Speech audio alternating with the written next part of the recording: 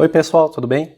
Então hoje a gente vai começar a nossa aula que vai explorar o universo como sendo constituído por galáxias. Vamos começar a entender um pouquinho como é que a gente pode chegar a essa conclusão, como é que os astrofísicos chegaram à conclusão de que o nosso universo é constituído por várias galáxias e que essas galáxias se agrupam e formam grupos de galáxias e estruturas maiores, ainda maiores do que isso, tá?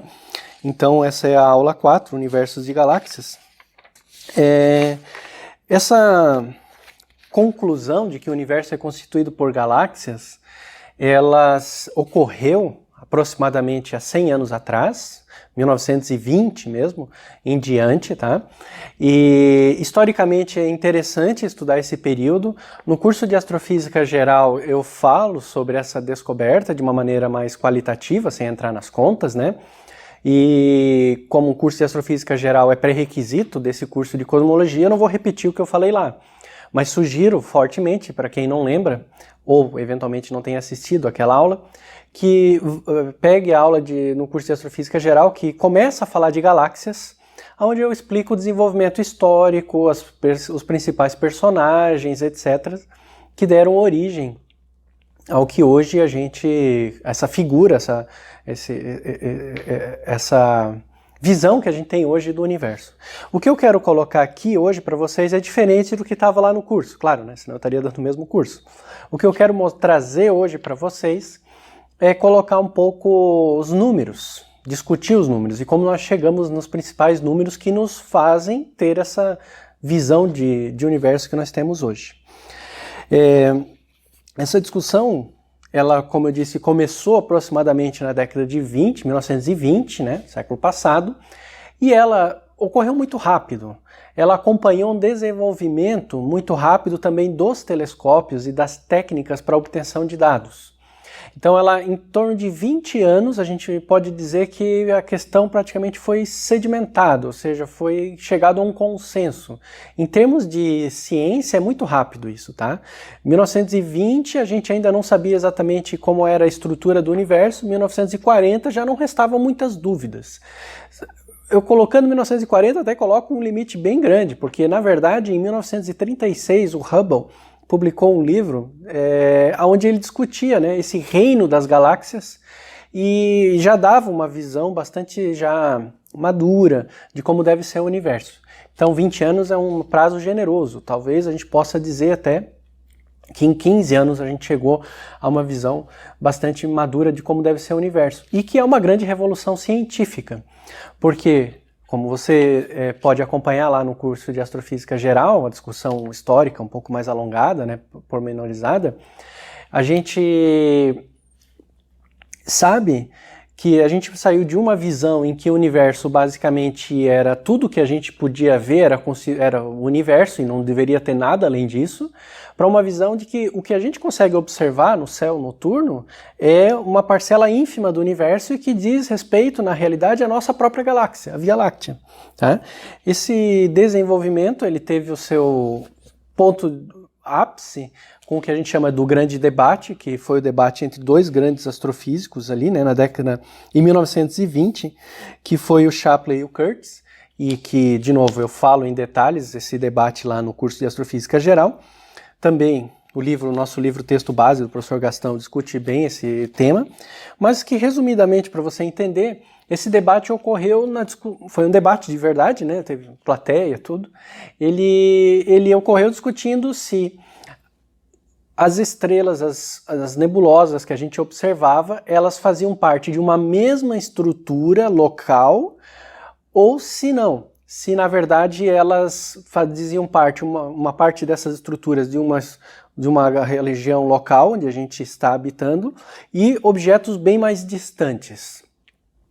Então, venceu, claro, essa segunda visão, que nós vivemos uma estrutura local, que a gente chama de nossa galáxia, a Via Láctea, e que o universo contém outras estruturas muito mais distantes do que essa local. Naturalmente, você já pode perceber que o cerne do debate passa pela habilidade de medir distâncias. Porque se eu medir a distância de tudo que eu vejo e todas essas distâncias forem semelhantes, parecidas, está tudo na mesma região. Agora, se eu consigo medir distâncias e percebo que algumas alguns objetos estão a uma distância próxima de mim e outros estão a uma distância muito, mas muito, muito maior do que esses outros, então é porque formam grupos separados, né? E foi isso que aconteceu, tá? O que a gente pôde perceber no final desse desenvolvimento aí histórico é que existe um agrupamento local de estrelas e de aglomerados estelares, que a gente chama de Via Láctea, que tem uma escala de tamanho de aproximadamente 30 a 50 kiloparsecs, tá? O parsec também, não vou entrar em detalhes, mas é uma medida de distância que lá no curso de Astrofísica Geral a gente define direitinho e faz algumas analogias para você entender o que é o parsec. E ele está relacionado com o ano-luz, né? Um parsec é 3,26 anos-luz. Então o parsec é um pouco maior do que um ano-luz, né? Então é uma medida bastante grande. A nossa galáxia tem de 30 a 50 kiloparsecs, ou seja, quilo quer dizer 1000, 30 a 50 mil parsecs, o que dá em torno de 100 mil anos-luz de diâmetro. E a gente consegue medir a distância a outros objetos que estão bem mais longe do que isso. Como é que isso acontece?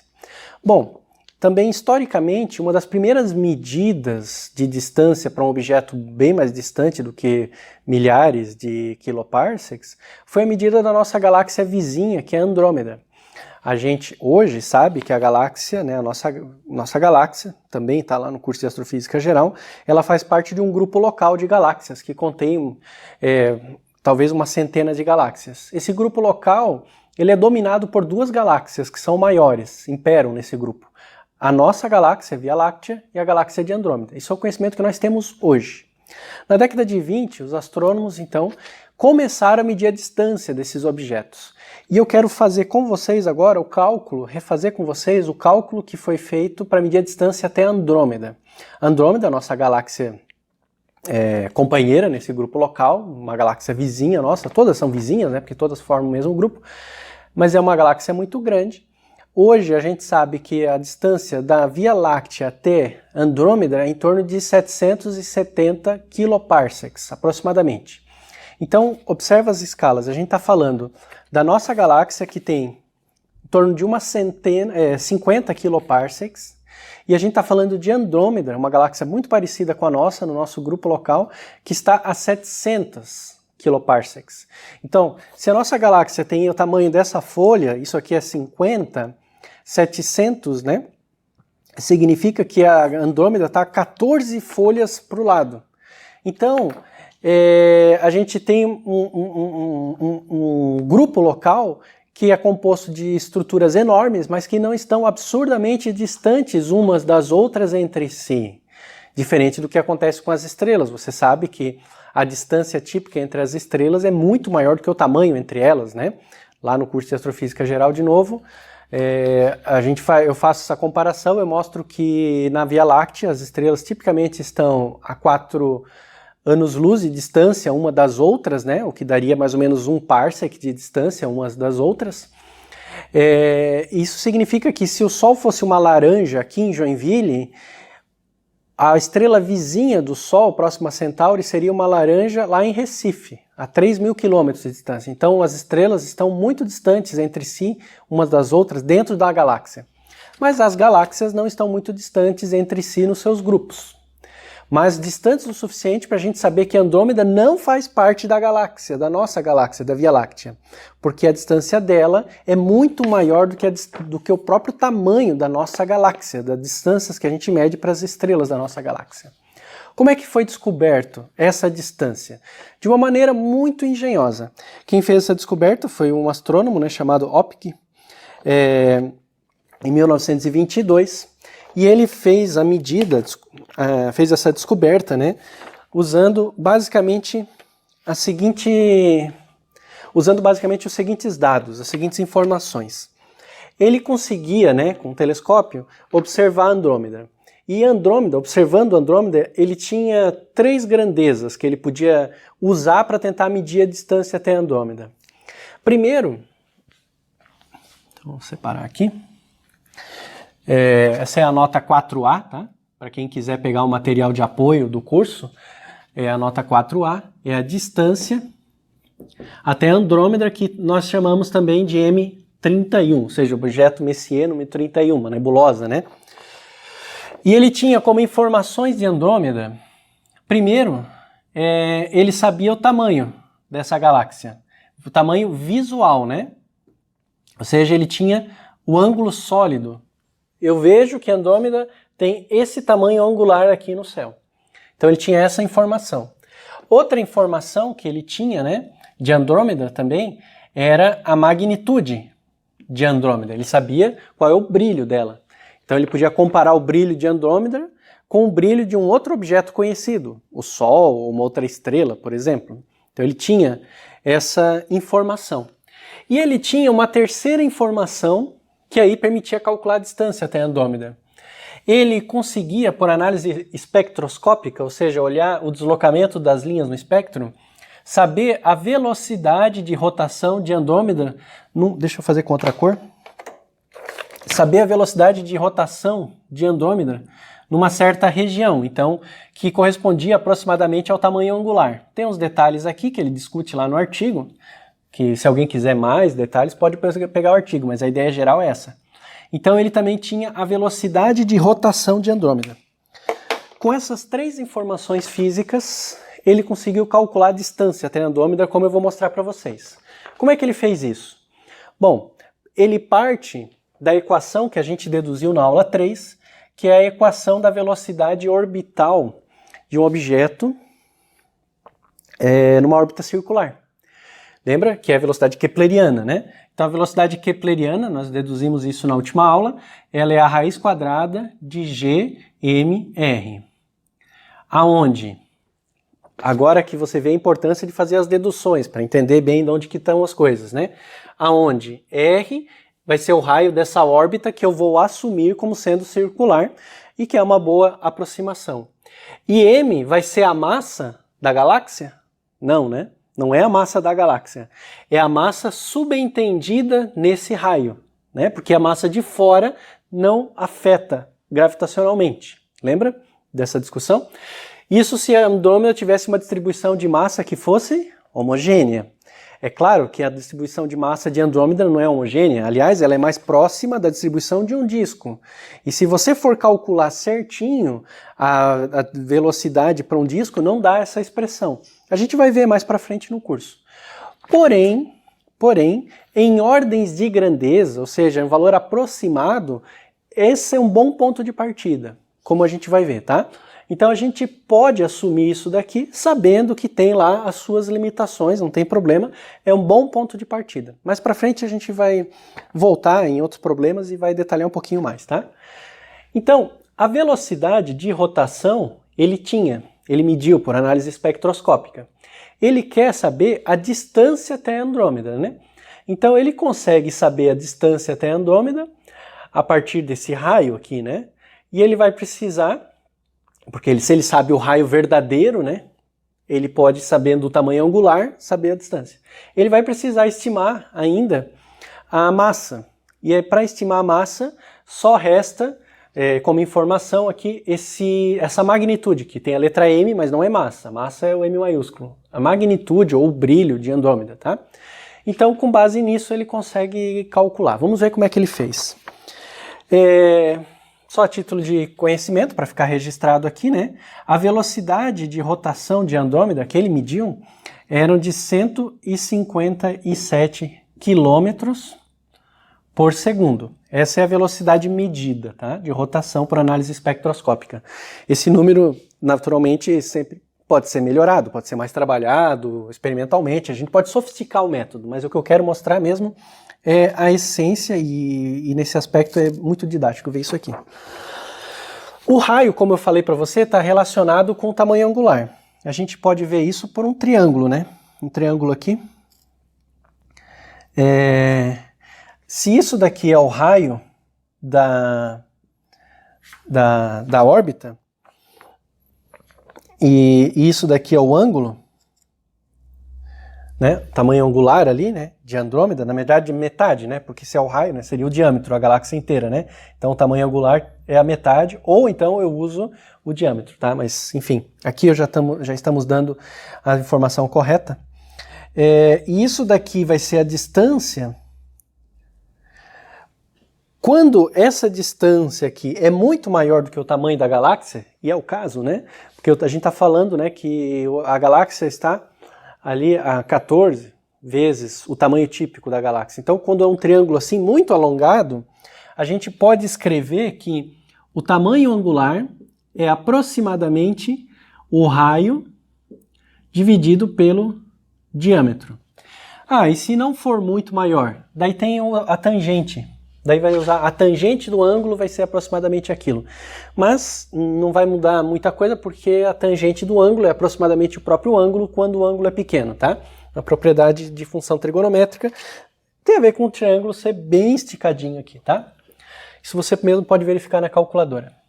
Então, essa relação aqui, ela nos permite entrar nessa equação aqui com a distância até Andrômeda. Uma vez que eu tenha medido o ângulo, o tamanho angular, uma vez que eu tenha medido o tamanho angular da galáxia, eu consigo entrar com a distância até a galáxia. Vamos usar alguns números aqui, tá? A gente sabe da medida dele. Ele mediu, no caso, um tamanho angular ali de 150 segundos de arco. Lembra segundos de arco? Eu tenho 1 grau. Aí eu posso dividir esse grau em 60 partes, que vai ser 1 minuto de arco. Tem 60 minutos, 1 grau. Ainda posso dividir esse 1 grau aqui em 60 segundos. 60 segundos. Então, 60 segundos dão 1 minuto, que dá 60 minutos, 1 grau. Ele mediu 150 segundos de arco, ou seja, se eu dividir por 60 aqui, né, vai dar 2 minutos e 30, 2 minutos e meio, tá? De arco. Que é uma medida bastante pequenininha. É uma medida angular super pequenininha. Andrômeda, então, é um objeto pequenininho no céu, né? Comparado com todo o tamanho do céu, né? A gente não vai usar em sistema decimal, sistema de ângulos aqui, né? A gente vai usar em degree, a gente vai usar em radianos. Então, convertendo isso daqui para radianos, na folha tem o passo a passo, você não precisa do passo a passo aqui na aula, né? Dá 7,20. Não vai caber aqui, só um minuto. Se você quiser o passo a passo, checa na folha de suporte aqui do curso, tá? Vai dar 7,27 vezes 10 na menos 4 radianos. Então, um ângulo bem pequenininho, como a gente já tinha dito, e vale essa relação aqui, tá? Pois bem, com essa informação, então, a gente já tem a velocidade, já colocamos, já temos aqui, vai entrar o tamanho angular, em vez do raio, né? Em vez do raio vai entrar o tamanho angular, que é a medida, vezes a distância, que é a variável que eu estou procurando. Perfeito. Falta o m. Como é que eu resolvo a questão da massa subentendida por esse raio ali, né? Pelo brilho. Então a gente vai dizer o seguinte, a gente vai estudar, né, vai medir o brilho nessa região subentendida, que na verdade é quase a galáxia inteira. A gente vai medir esse brilho e com base nesse brilho vamos estimar a massa. Como é que a gente faz isso? Bom, Andrômeda, vamos assumir que ela é constituída por estrelas normais como a Via Láctea. Então a gente pode usar a mesma relação de brilho e massa que existe na Via Láctea. Por exemplo, para o Sol.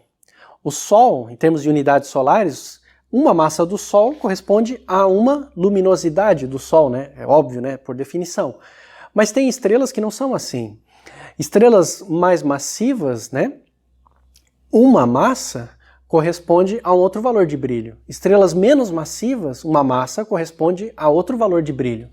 Quando a gente estuda as estrelas próximas daqui, da Terra, que a gente pode medir a massa por outros efeitos, por exemplo, par de estrelas binárias, eu consigo medir a massa da estrela, e aí eu também consigo medir o brilho da estrela, eu tenho duas medidas independentes.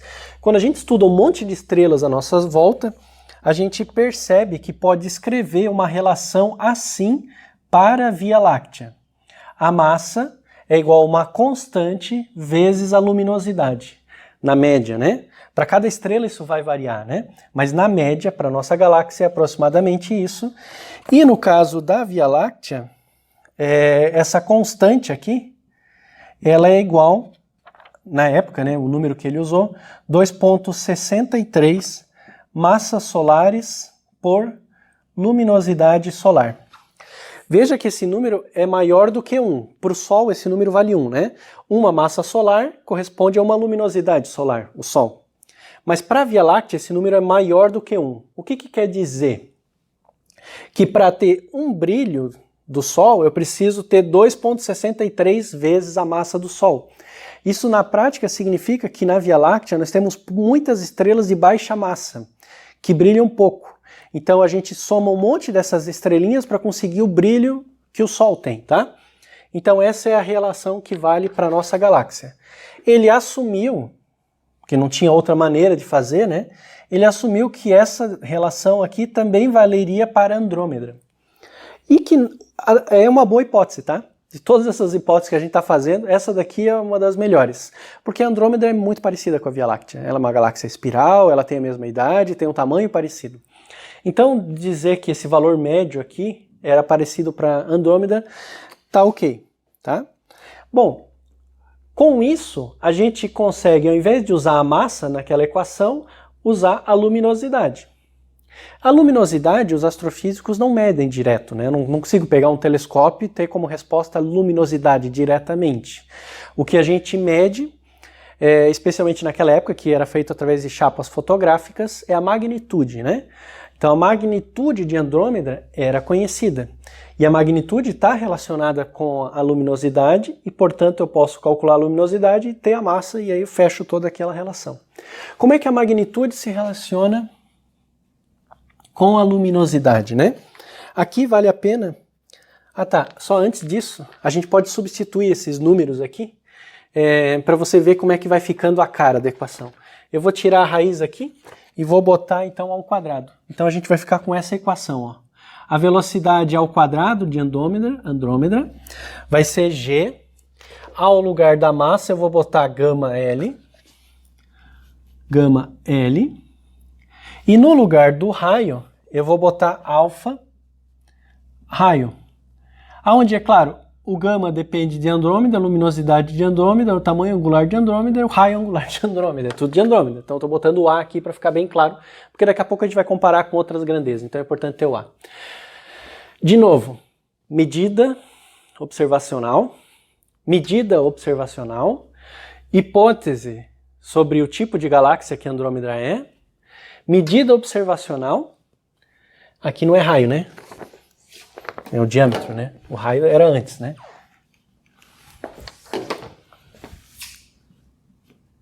dA, grandeza que eu quero encontrar. Diâmetro a distância até Andrômeda. Então eu tenho um monte de medidas e hipóteses, né? Tem medidas e hipóteses.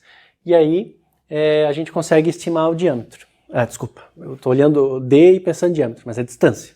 A gente consegue calcular essa distância, tá? Sempre com um monte de hipóteses, que você pode sempre questionar essas hipóteses. Mas não basta questionar, você precisa também propor alguma coisa melhor. Bom, o que eu faria para melhorar? Não gostei da conta, achei muito ruim, tem muita hipótese.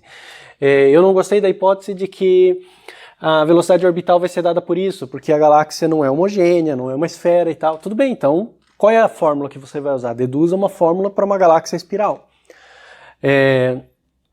Não estou falando isso como deboche, estou falando sério. Você já tem as ferramentas, eu calculei na aula 3 lá, né, como calcular a força gravitacional para uma distribuição de massa. Você pode fazer aquilo.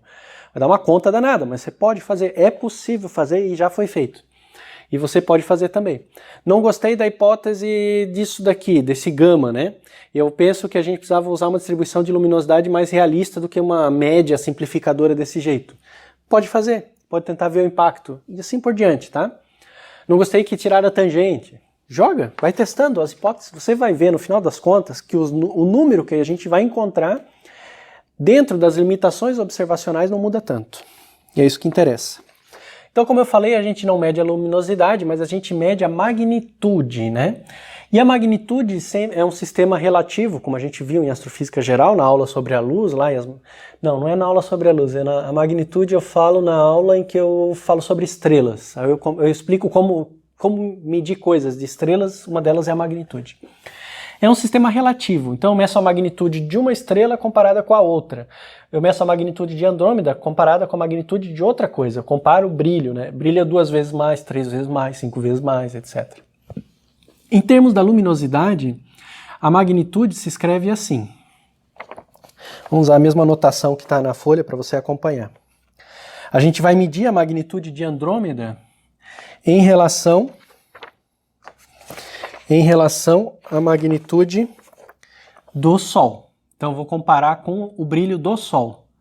Por que com o Sol? Por que eu não meço com outra estrela? Bom, posso medir, não tem problema nenhum.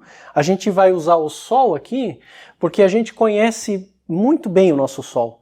A gente sabe qual é a magnitude do Sol e sabemos qual é a distância até o Sol com bastante precisão. E a distância entra nessa conta. A diferença entre as magnitudes é menos 2,5 o log da razão entre os fluxos, o fluxo de Andrômeda e o fluxo do Sol, tá? Log na base 10, né? Quando eu omito a base, é base 10. Então, essa é a relação. O fluxo de uma estrela, ele está relacionado com a luminosidade dela.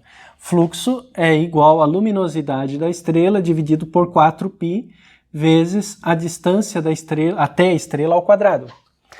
Então, por isso que a gente está usando o Sol, porque a gente precisa do fluxo do Sol. E o fluxo do Sol a gente conhece bem, porque a gente sabe qual é a luminosidade e a distância. Na verdade, o fluxo é o que eu meço, né? Mas a gente conhece todos esses parâmetros do Sol, por isso a gente vai usar o Sol. Se você quisesse usar outra estrela, poderia, mas ia entrar daí todas as incertezas dessa estrela. Incerteza na magnitude, na distância e várias coisas, tá? Se eu coloco essa fórmula aqui, vai ficar o fluxo de Andrômeda dividido pelo fluxo do Sol, você já percebe que vai cortar os 4πs, e a equação vai ficar com essa cara aqui, né? A magnitude de Andrômeda menos a magnitude do Sol, bolinha com ponto no meio, é Sol, significa Sol em astronomia, menos 2,5 o log de luminosidade de Andrômeda, luminosidade do Sol, distância do Sol ao quadrado, distância de Andrômeda ao quadrado. Então, o que eu estou tentando tirar nessa equação aqui é a luminosidade. Porque, como eu disse, a gente não mede direto, a gente mede magnitude. E a gente quer escrever uma equação em termos de variáveis experimentais, medidas, né? Então, o que eu vou fazer para tirar a luminosidade é isolar a luminosidade nessa equação aqui em termos das outras variáveis. Vou jogar tudo, né, para as outras variáveis. Para isso, eu vou isolar. Tem o passo a passo aqui no livro, né? Mas no livro, na folha de apoio. A resposta final, eu vou sempre proceder assim nessa disciplina, tá? Eu vou evitar o passo a passo no quadro exagerado para a aula não se prolongar demais. E você depois pode abrir, acompanhando o material de apoio, pode abrir as equações e tal, e também pode entrar em contato comigo, né? E eu explico qualquer dedução que você não tenha conseguido compreender, mas o objetivo é não prolongar a aula demais e ficar no essencial. Então, isolando o LA aqui, em termos de todo o resto, né?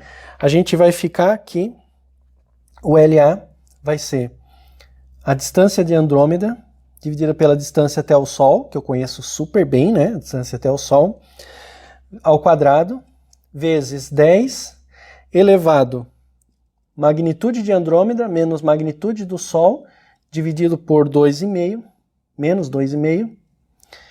Tudo isso daqui vezes a luminosidade do Sol, tá? Tudo isso vezes a luminosidade. Então, olha só, ao invés de LA, tenho a razão aqui, entre as distâncias, essa eu conheço, conheço. Só tem essa variável dA. Então, o dA vai entrar também nessa equação. A gente pode substituir aqui, nessa equação, e nós vamos terminar com o seguinte, né? Que a velocidade de rotação de Andrômeda ao quadrado vai ser igual a G gama A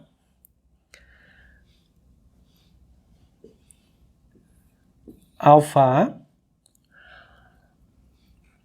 distância de Andrômeda vezes 10 elevado à magnitude de Andrômeda menos a magnitude do Sol sobre menos 2,5, luminosidade do Sol dividido pela distância do Sol ao quadrado. Tá? Então essa aqui é a expressão que vai terminar quando eu jogar isso ali naquela equação, né? Vai cancelar um dos dAs, né? Eu tenho um dA ao quadrado no numerador aqui, dividido por um dA no denominador, fica só um dA. E agora eu tenho uma equação quase pronta, quase perfeita para calcular a distância até Andrômeda. De fato, se eu quisesse, eu já poderia calcular, porque olha só, observado, observado, assumido, eu tenho o valor, né? Observado, observado, observado, observado. Eu tenho todos os valores e quero o dA. Então eu poderia isolar o dA e obter. Só que, só por uma questão de ser fiel ao tratamento que o Optic deu, né? Ele completou a analogia com o Sol, tirando o G daqui e colocando tudo em termos de variáveis do Sol. Como é que ele fez isso?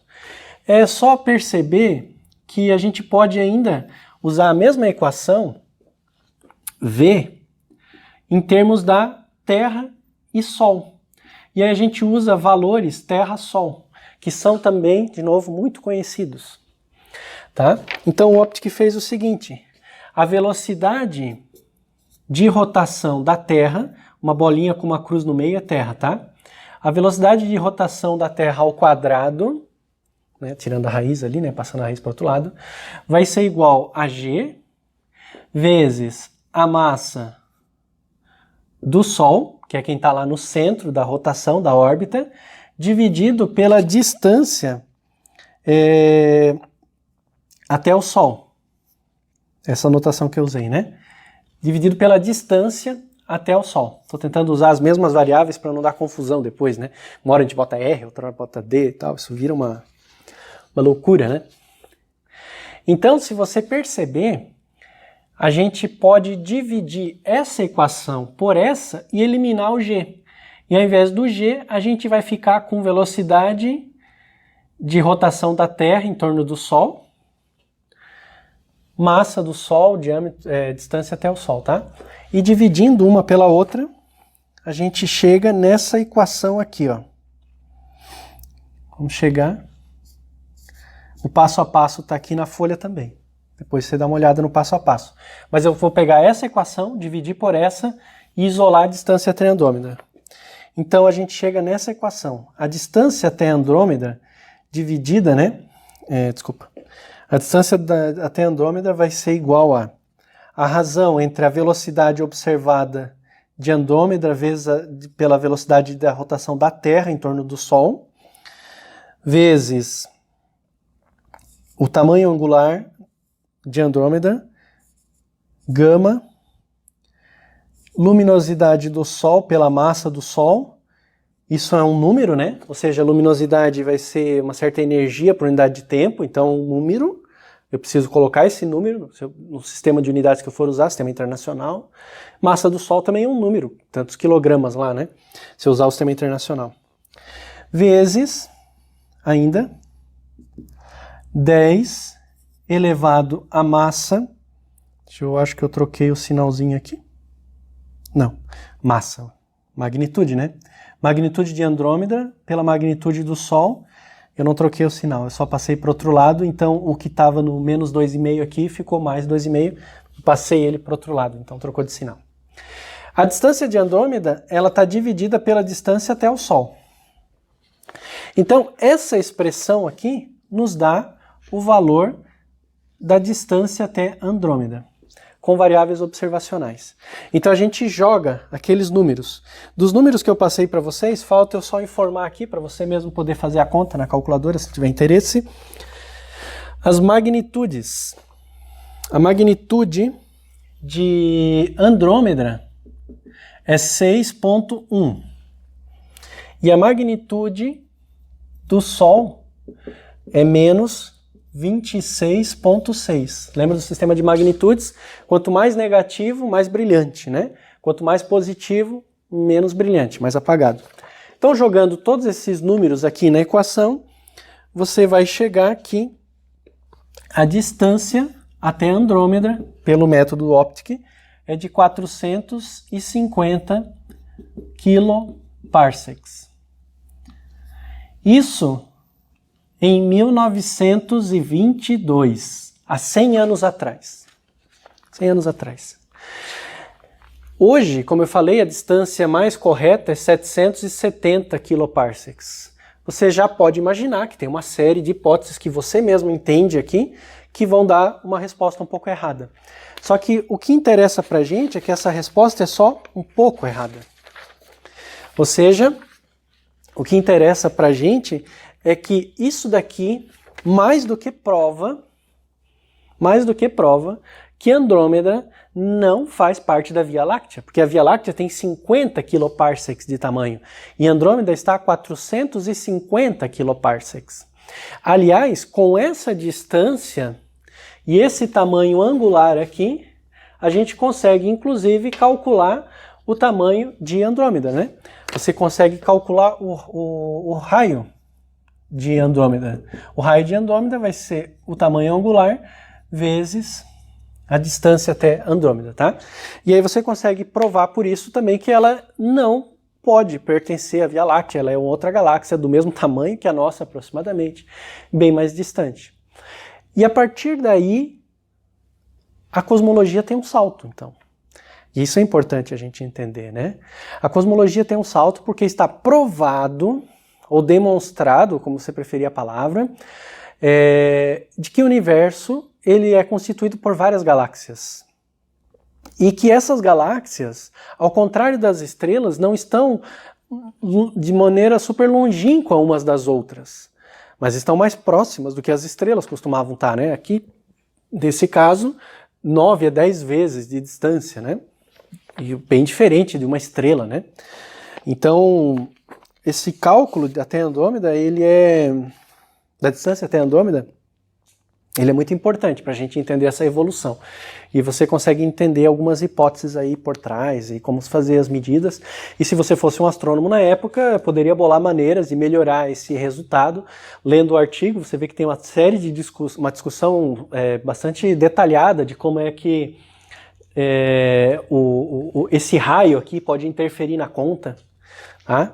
A velocidade ele já deu como valor lá, mas ele discute o raio, a escolha do raio, porque isso interfere no quanto você mede de brilho da galáxia e tal. São detalhes, né? Mas isso é interessante para a gente entender como é que a cosmologia é feita, tá? Depois, o que interessa para a gente, então, podemos usar esse método que foi usado com Andrômeda para calcular a distância até outras galáxias? Infelizmente não. Na época, especialmente, infelizmente não. Por quê? O que dá de errado aqui? Essa medida de velocidade exige que a gente consiga fazer uma análise espectroscópica muito boa do objeto. Que eu tenha um espectro bom desse objeto, mas espectro bom para eu poder ver as linhas e separar as partes ali de rotação certinho. Infelizmente, isso só é possível para objetos que são, na época, né, relativamente brilhantes. Hoje ainda a gente precisa de galáxias relativamente brilhantes para fazer isso daí, tá? Então essa medida ela é bastante delicada. Ela foi possível fazer com Andrômeda porque, apesar de não fazer parte da Via Láctea, ela não estava muito longe e ela é uma galáxia espiral bastante grande, com bastante massa, um brilho alto, etc, etc, etc. Mas a gente fica limitado se a gente quiser estender esse método para outras galáxias. Felizmente para a gente, né, para a astrofísica, para a cosmologia, logo em seguida surgiram outras formas de medir distância, várias outras formas, umas boas, outras nem tanto, umas péssimas, só para ter estimativas, né, cada uma com suas 1000 hipóteses, mas várias formas. E isso que é legal da ciência, porque todas elas são limitadas, mas elas vão sendo juntadas, né, e dando uma figura coerente do universo. Uma hipótese, uma maneira de medir distâncias muito importante que surgiu na mesma época é a das variáveis cefeidas. E para nós ela tem uma extrema importância em cosmologia, porque foi através do método de cálculo de distância, através das variáveis cefeidas, que o Hubble conseguiu obter, né, não só ele, outras pessoas também, o Slipher e outros, conseguiram obter, chegar à conclusão de que o universo estava se expandindo, que as galáxias estavam se afastando da gente. Então, como eu explico bem também lá no curso de astrofísica, O método de cálculo usando as cefeidas é o seguinte: cefeidas são estrelas, já as variáveis cefeidas, né, são estrelas que variam de brilho, por isso a gente chama de variáveis cefeidas, porque você fica observando elas no céu e elas ficam mais brilhantes, mais apagadas, não chega a piscar, porque ela não some, mas é como ela fica oscilando de brilho, brilha mais, brilha menos, né? Então a gente observa essa curva de brilho, que é uma curva de brilho assim. E essas estrelas, isso a gente sabe com mais precisão agora, né, depois de muito tempo estudando, essas estrelas oscilam assim porque elas estão oscilam de brilho dessa maneira porque elas estão nas fases finais da sua vida. Elas já queimaram o hidrogênio no núcleo, estão queimando o hélio numa camada externa, o núcleo, como a gente estudou as fases finais de vida das estrelas, né? E esse processo gera instabilidades na estrela, de maneira que a estrela ela aumenta e diminui de brilho. Tá? Lá no curso de Astrofísica Geral eu explico direitinho. E é interessante, e aí que entra a informação que é relevante para a gente nesse curso, né, que é relevante para a astrofísica, essa variação de brilho, se ela varia muito ou se ela varia pouco de brilho, né, essa variação de brilho aqui, esse brilho médio dela, né, ela vai variar, né, não se ela varia muito ou pouco, mas esse brilho médio que ela tem ao longo do tempo está relacionado com o período dessa variação. Estrelas que variam devagar de brilho, né, a oscilação é devagar, são mais brilhantes, tipicamente são estrelas mais brilhantes. Estrelas que variam rápido de brilho são menos brilhantes. Tem uma figura que está aqui no texto de apoio da aula que você pode olhar, tá? E tem várias relações, a gente pode calibrar isso. Então essa informação das variáveis cefeidas foi calibrada para variáveis cefeidas perto da gente. Felizmente, como o universo tem toda a mesma física, né, a gente assume isso, mas também é uma figura bastante coerente, a gente estudando o universo percebe que isso de fato parece acontecer em todo o universo. Existem variáveis cefeidas em outras galáxias que variam da mesma maneira. E aí, estudando essas variáveis cefeidas, observando o brilho, o período de variação do brilho, a gente consegue saber qual é o brilho médio absoluto. Porque aí a gente tem duas informações. Se a variável cefeida estiver aqui, ela vai oscilar de brilho, né? Digamos que ela tem um período de oscilação de um dia. Um dia. Não, 10 dias está aqui no gráfico. 10 dias. Imagina que ela tem oscilação de brilho de 10 dias, tá bom. Então, ela está aqui do meu lado, eu consigo medir a distância. Eu sei, então, qual é o brilho absoluto dessa estrela, médio, né? Ela está variando, mas o brilho médio absoluto dessa estrela. Porque eu tenho até a distância. Eu tenho a distância até ela.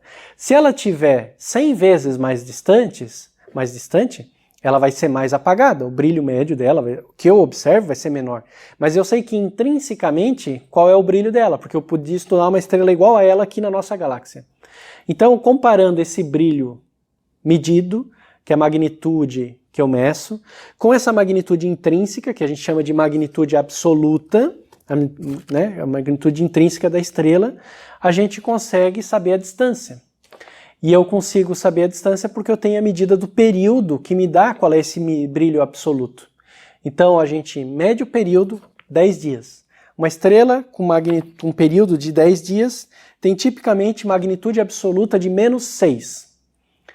Mas eu estou vendo a estrela com magnitude de 10. Então tem 16 magnitudes de diferença. A que distância que 16 magnitudes de diferença corresponde? Então eu calculo a distância a partir disso.